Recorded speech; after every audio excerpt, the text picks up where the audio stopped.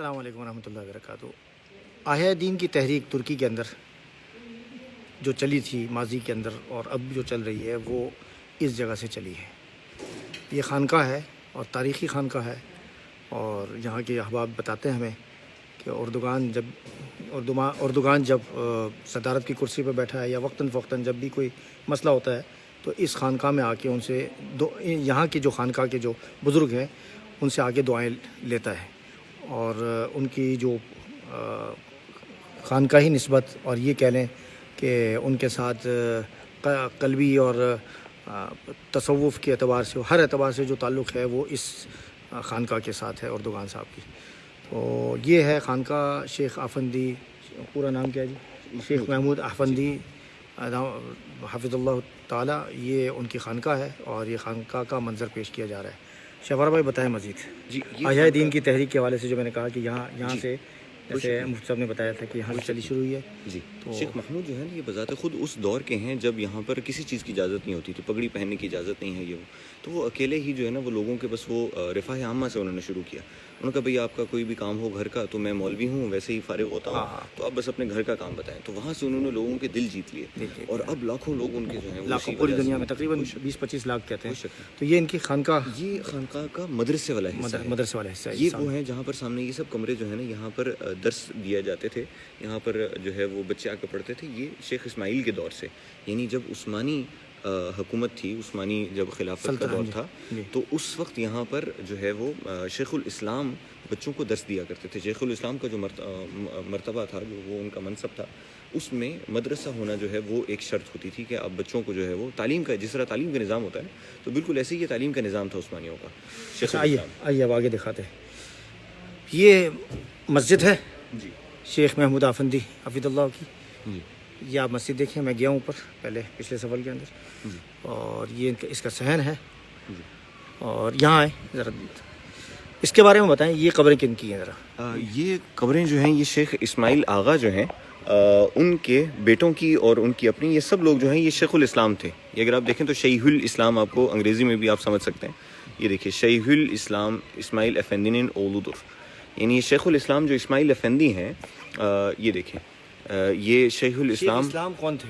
شیخ الاسلام آپ یوں سمجھ لیجئے کہ جیسے سب سے بڑے بزرگ، سب سے بڑے عالم، گرینڈ مفتی جسے ہم کہہ سکتے ہیں عثمانی زمانے میں۔ تو عثمانی زمانے میں یہ پورا ایک ادارہ ہوتا تھا جو کہ تعلیم کا پورا وہ ان کے پاس ہی ہوتا تھا کہ شیخ الاسلام ہیں جو کہ بچوں کو تعلیم دیں گے، اور آہستہ آہستہ کرتے کرتے وہ قاضی بنیں گے، پھر قاضی القضاء بنیں گے، اور پھر قاضی عسکر بنیں گے، اور پھر وہاں سے چلتے ہوئے تو یہ سارا کچھ، یعنی آپ جیسے فرما رہے تھے جی کہ ایک زمانہ تھا کہ ساری چیزیں مسجد سے اور خانقاہوں سے وابستہ تھیں۔ جی جی جی ہے نا؟ جی بالکل ایسے ہی، خانقاہوں بالکل سے ایسے وابستہ تھی، اور پورا جو ملکی نظام اور علاقائی جو نظام تھا جی وہ ہر طرح سے یہیں سے چلتا تھا، جی یعنی مسجدوں سے چلتا تھا۔ جی رفاع عامہ کا ادارہ ہو، جی جی جی کوئی بھی کام ہو تو وہ سب یہیں سے چلتا تھا۔ کیا کہیں گے جی اس بارے جی بالکل ایسے ہی ہے۔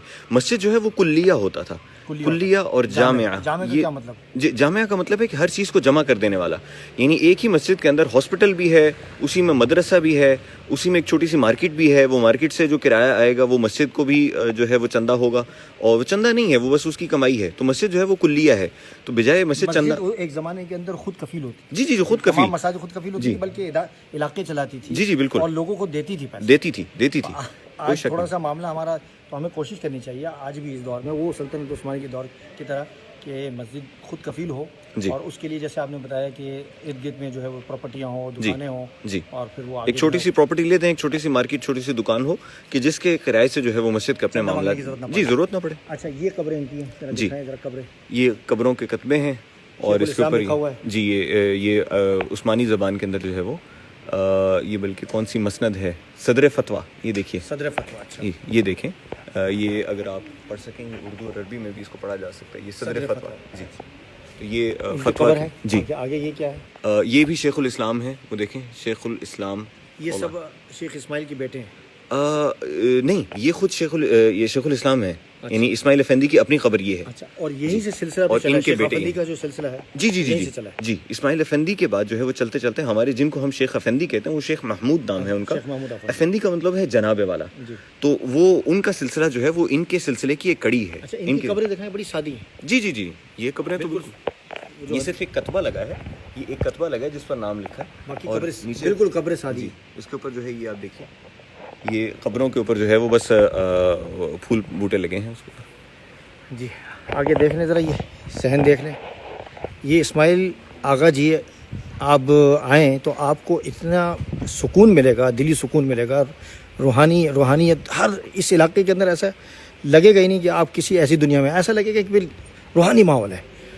اور یہاں لوگ گھنٹوں گزار دیتے ہیں, آ کے بیٹھتے ہیں اس خانقاہ کے اندر. جب آپ مسجد میں جا کے بیٹھیں تو آپ کو ایسا لگے گا کہ کوئی چیز آپ کے اوپر اتر رہی ہے, یعنی اترنے سے مراد رحمت اتر رہی ہے اللہ کی, جہاں بزرگان دین ذکر اللہ چلتا ہو.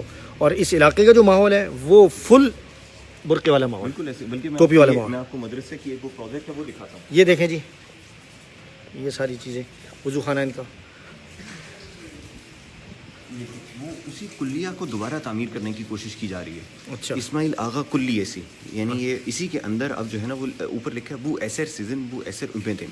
یہ آثار, یہ ہمارے آباء و اجداد کے جو آثار ہیں یہ آپ کے ہیں اور یہ امت کے ہیں. اچھا. تو ان کا احیاء کیجیے.